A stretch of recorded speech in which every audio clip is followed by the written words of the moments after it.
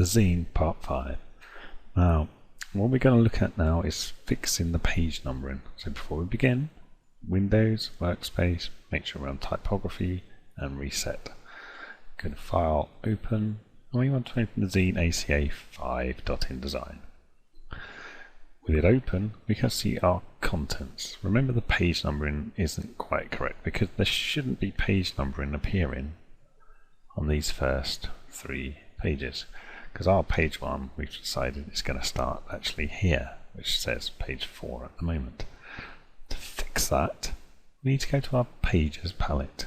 And what we want to do is add a section break in on page 4 and 5. So 4 becomes 1, 2, 3, 4, etc, etc, etc. To do this, all we do is select that page, go into this hidden menu here, which is just the More options, and we do Numbering and Sections options.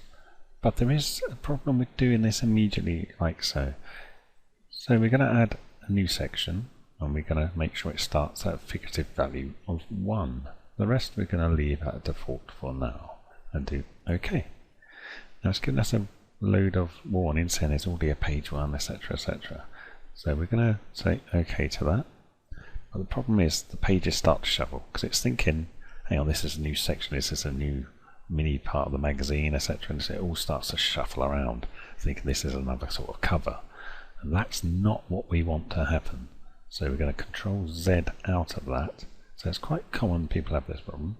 And before we do the section, what we're going to do is turn off Allow Selected Spread to Shuffle, so it hasn't got the tick next to it.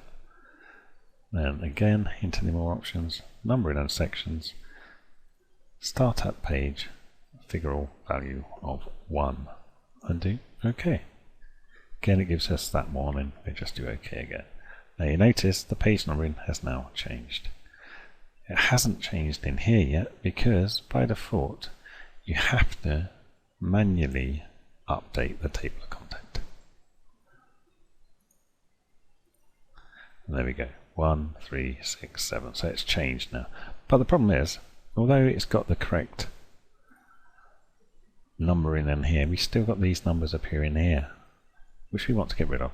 So all we're doing is simply dragging the None master page to those 3 pages. So page numbering has now disappeared from here, here, and from the cover.